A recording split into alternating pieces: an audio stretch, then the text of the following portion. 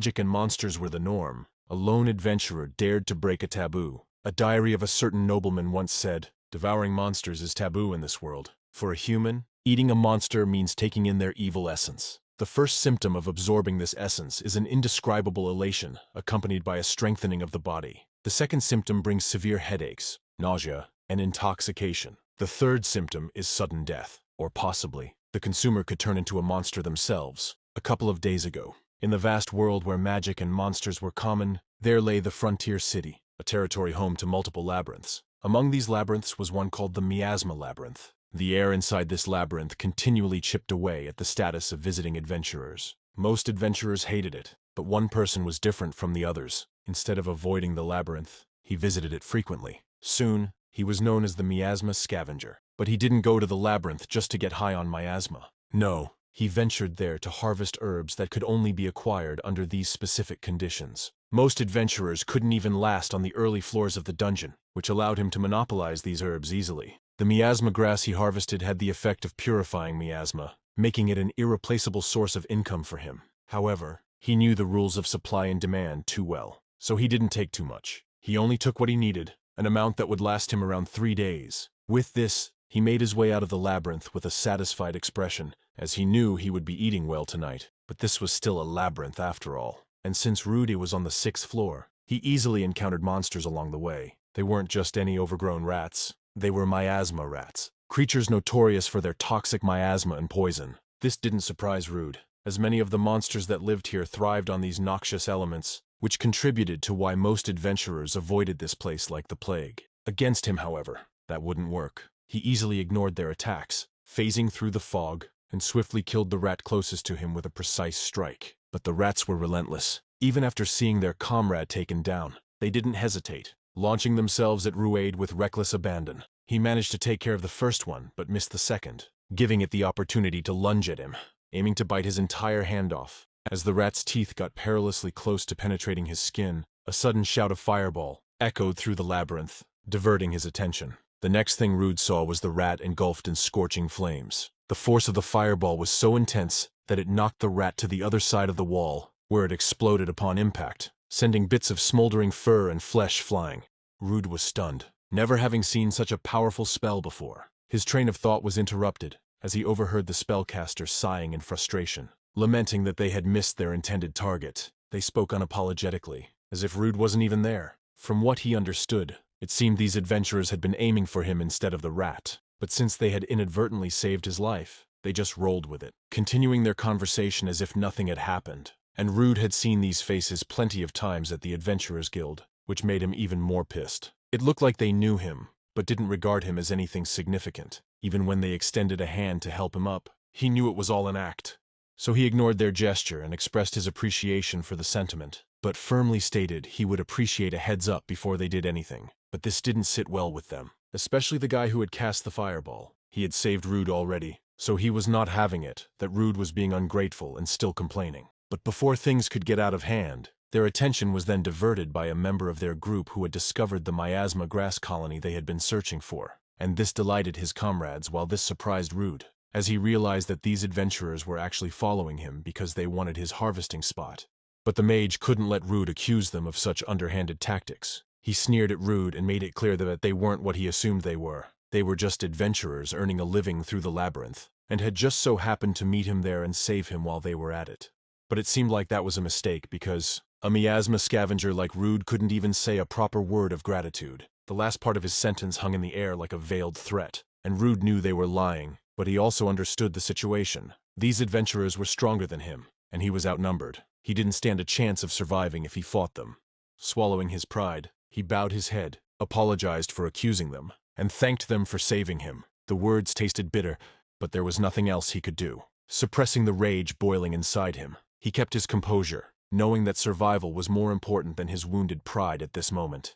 A few moments later, Rude returned to his base, eating at the Full Belly restaurant. But even here, he just couldn't catch a break. He was unceremoniously thrown out because, whenever he was at the restaurant, the smell made the food taste horrible, and they were blunt about it, as he just couldn't seem to get it through his head. They insisted he should abandon his daydream of being an adventurer, as he clearly wasn't one. An adventurer needed the ability to defeat monsters, and someone like him with a trash skill like abnormal status nullification, wasn't cut out for the role. As Rude lay on the floor, helpless, their mocking words rang in his ears. He couldn't even disagree with them. It was true that his unique ability, abnormal status nullification, was useful for exploring the miasma labyrinth, but it didn't give him the necessary skills to defeat monsters, something vital for adventurers, and as someone who didn't have any combat skills, he wasn't welcome in any party. And he was even named the Miasma Scavenger because he always scavenged for items in the lower levels of the miasma labyrinth. In other words, his so-called skill made him an outcast as an adventurer.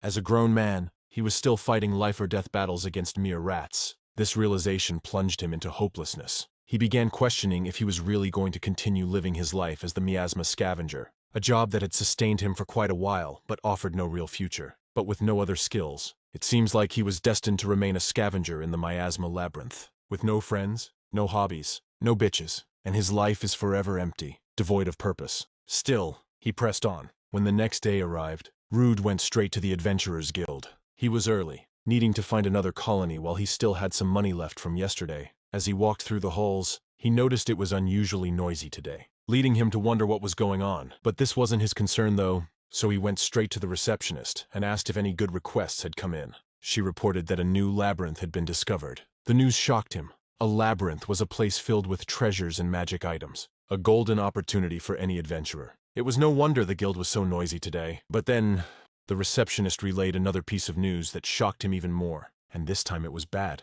The price of the miasma herb he usually brought in had dropped starting today. He immediately asked why, and she explained that the miasma labyrinth was never popular to begin with. Now, with everyone focused on the new labyrinth, there would be no demand for the miasma herb at all. This put him in a state of disbelief. The livelihood he had relied on had become obsolete overnight. It seemed he had no choice but to venture into the new labyrinth in the Avalo Mountains. However, the receptionist informed him that he couldn't do that. The new labyrinth's exploration requirement was to be D rank or higher, and as an E-ranked adventurer, he wasn't qualified. He gritted his teeth in frustration.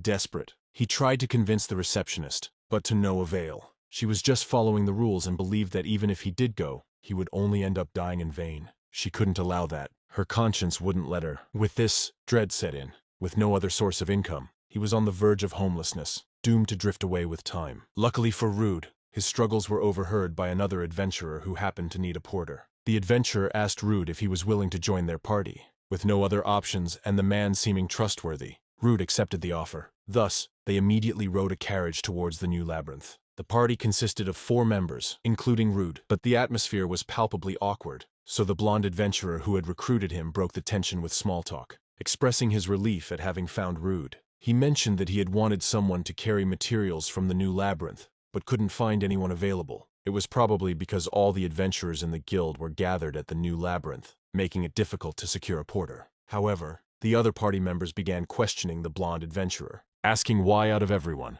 he chose to dive with a miasma scavenger. Couldn't he find someone better? Clearly displaying their disdain for Rude. But the blonde adventurer couldn't afford infighting within his team, especially before they even arrived at their destination. So he tried his best to defuse the situation, explaining that since Rude had been an adventurer for a long time, he believed it was better to have him along instead of a complete newbie. After calming the initial discord, Bayer redirected the conversation by reintroducing himself. He announced that he was the leader of the Scarlet Sword. He then pointed out his companions, Sasha and Rick, both D-rank adventurers like himself, and as a courtesy, Rude also introduced himself. With introductions out of the way, Bayer mentioned that before they ventured into the labyrinth, he'd like to know more about Rude's capabilities. Rude showed him his guild card, and to Bayer's surprise, he noticed that Rude could use fire magic. Rude quickly clarified that although his power was too low for combat, it proved useful in dark places and for cooking. But before he could elaborate further, Bayer simply smiled and reassured him that his skills were indeed helpful and that he would be counting on him. A few moments later, they arrived at the newly discovered Avalio Labyrinth. The excitement was palpable as it seemed they were the first to arrive. With hope and dreams fueling their steps, they sprinted towards the entrance, eager to start exploring the labyrinth's unknown depths. But as they opened the main door of the labyrinth, loud noises greeted them. Adventurers had already filled the place, so they ventured further inside, only to find the labyrinth occupied at every turn. From gathering herbs to fighting monsters and even finding treasures, every spot had already been taken. Adventurers were everywhere they went. This immediately pissed off Sasha, who threw a tantrum. kicking rocks in frustration. And so Bayer concluded that most of the first layer had already been explored, leading Rick to suggest that they dive deeper, believing there would be fewer people further down. Sasha quickly supported this idea. But as a veteran, Rude disagreed. He believed it would be better to start by mapping the first layer of this newly discovered labyrinth. But his suggestion was abruptly cut off by Sasha and Rick, who criticized him for voicing his opinion. They reminded him that as their porter, he shouldn't be giving out his thoughts, and that this was why he was stuck in E rank, accusing him of having a weak will. Thankfully, Bayer immediately stepped in, diffusing the quarrel once more by scolding his team. However, he acknowledged both perspectives, and agreed that if things continued this way, they wouldn't get any good results. Therefore, they would need to aim even deeper into the labyrinth, hoping to find less competition and greater rewards. With that decision made, they entered the fourth layer of the labyrinth. Upon arriving, they encountered ferocious beasts that attacked on sight. Rude quickly became the target, as the beast could sense his weakness. Luckily for him, Rick was there to save him, but not without teasing him for being scared and calling him old man. And Sasha and Bayer didn't lag behind either, displaying their honed skills and efficiently dealing with any monsters that came near. Witnessing such prowess for the first time changed Rude's perspective. They were strong, far stronger than he would ever become, while he found himself paralyzed with fear, unable to move. In that moment, he realized that perhaps he wasn't cut out to be an adventurer after all. A few moments passed, and they successfully killed the pack of wolves that had charged at them. This victory reinforced their belief that diving deeper was the right call. It was refreshing not having other parties around. The monsters weren't too strong, and they even found some treasure, making this a successful raid overall. Just when Rude thought things would go smoothly and uneventfully, Rick commanded him to collect materials from the monsters he had defeated. Rude responded kindly, explaining that he couldn't collect the materials as the monsters were too damaged, and the magic stones were probably shattered. But this didn't sit well with Rick, and with anger in his eyes, he insisted that Rudy hadn't even looked yet, and couldn't be sure if the stones were shattered. So he commanded Rude to do as he was told and not slack off. And given that they had hired him as the porter, and Rick had saved him numerous times, Rude complied. But as he suspected, the monsters were all mangled, their guts and blood creating an awful smell that made it difficult to collect the stones. He considered using his fire skill to burn the corpses, slightly cover the stench. However, this led to more teasing from Rick, who laughed and suggested it looked like Rude was about to eat the monster corpses. But he won't lie. They have been exploring for a while, and he is starting to feel hungry. So even monster meat's starting to look delicious. And Sasha just looked at Rick with disgust for even thinking that. Not only because it was gross, but also because eating monsters was taboo among adventurers. The mana absorbed into their bodies could have unpredictable effects. And Rick smirked at how serious she was being and clarified that he was just joking. He assured them that once they got back, he would use the money they earned to eat as much delicious food as he wanted. But their conversation was abruptly cut short by a loud roar echoing through the floor. Looking towards the source, they realized they were in trouble. A B-rank minotaur was staring at them like a snack. Encountering such a high-ranked monster in a lair this shallow was unexpected, indicating that this labyrinth was far more dangerous than they initially thought. But knowing this wouldn't save them, so panic set in. There was no way they could beat something like that. But as the leader, Bayer sprang into action and asked Rudy to give him his backpack, stating he needed the items inside to save them. And without question, Rude handed over his bag. Bayer then instructed Rude to keep an eye on the Minotaur's movements, which he obliged. But as the monster closed in, Rude asked Bayer about his plan, or even if he had one, to which Bayer smiled, claiming he had a great plan, as it involved Rude's back to be cut open, leaving him reeling in pain. And this action prompted the others to cast their skills as well. Rick cast Warrior's Encouragement, which made Rude the focus of the monster's attacks, while Sasha cast Haste, doubling their own speed. And their coordination was impeccable, and it dawned on Rude that these guys had planned to abandon him from the start. And Bayer confirmed Rude's suspicions with a nasty smile. Why else would they bring the miasma scavenger with them, if not to be their target for their wicked and sadistic game? And Rude's eyes widened in disbelief as he realized that those he thought to be allies had left him for dead. The Minotaur was just an added threat. Even without it, they would have betrayed him. In the face of such a cruel fate, the only thing Rude could do was scream. But even that was abruptly cut off as he noticed the Minotaur about to swing its axe. Thankfully, adrenaline kicked in, and in a last-ditch effort, he managed to dodge the attack just in time. This unexpected feat made him smirk a little. He hadn't realized he was capable of such agility. However, he had exhausted every bit of energy left within him, and the monster was ever so close. And so he accepted his fate, as it was better than dying homeless without money anyway. But pain had snapped him back to reality. He hadn't expected it to hurt this much. He didn't get the instant death he was hoping for. leaving him to experience the pain much longer. And just when he thought things couldn't get worse, the wall they had just broken through revealed a deep, dark hole beyond it, and the sight of the abyss made his stomach churn. Even the Minotaur seemed to realize it had messed up. A few moments later, Rude opened his eyes to a dim green light, barely enough to see his surroundings. Confused as to why he was still alive, he noticed the Minotaur had been caught under him, breaking his fall, but it was only a matter of time. With half of his body broken, and the excruciating pain made every breath a struggle, he knew that even if no other monsters found him, he would likely die from blood loss or starvation long before his body had a chance to heal. And so he drifted back to sleep, but hunger gnawed at him, waking him again. He hadn't eaten since yesterday after being thrown out of the restaurant. His body screamed for food, and the thought of eating the Minotaur crossed his mind, making him laugh bitterly. Everyone knew that eating a monster would only lead to disaster. Closing his eyes once more, he reflected on the miserable life he had lived. As he teetered on the edge of consciousness, a memory surfaced. A voice from long ago, belonging to someone whose face he could no longer remember, echoed in his mind. This person had always told him that no matter how hard or painful it got, he must never give up, and the next thing he knew, he was already eating the Minotaur, munching its raw meat despite knowing the risks. When a human with depleted magic consumes mana-rich monster meat, the monster's mana particles invade their body, leading to a monsterized state. This fate is more terrifying than dying from poison, making it a taboo. But in order to regain the blood he had lost and sate his hunger, Rude took a gamble, bringing about an unexpected transformation. Thanks to his unique ability, he avoided turning into a monster entirely. As he absorbed enough mana from the high-ranked beast, his body began to heal at an accelerated rate. The once broken arm and the sliced open back were now healed as if they had never been damaged. Suddenly, an outburst of mana filled his body, empowering him like never before. Skills started to manifest. He had acquired the Minotaur's abilities, including Roar, Battle Axe Mastery, and Physical Boost.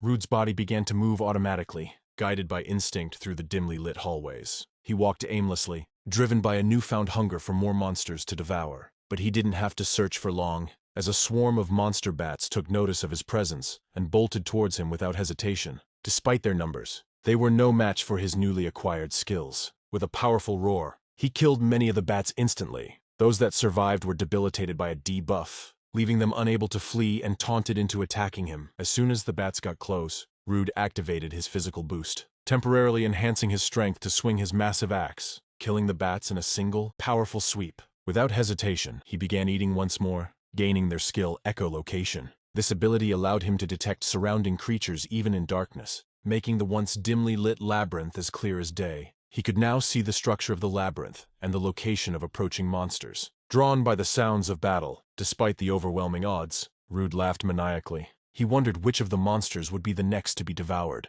As predicted by his new skill, a mass of monsters emerged from the dark, attacking him together. But with his enhanced abilities, he dispatched them as soon as they were in range. The thrill of his newfound power surged through him. Just days ago, he had struggled with mere rats. But now, even monsters far above his rank fell like butter before his axe. The mix of ecstasy and rage fueled him. He hadn't forgotten the sadistic humans who wronged him, and these monsters were mere obstacles to his revenge. Outnumbered and exhausted, he continued to swing his axe relentlessly, turning monsters into corpses, and then consuming them. Despite the foul taste and smell, he munched on them to heal and regain energy, all the while gaining their skills. He acquired an array of abilities: the appraisal skill from an eye monster, absorb skill from another, agility boost, and lightning cloak from the Thunderwolf. His body thrummed with power as he reveled in the multitude of skills he had collected.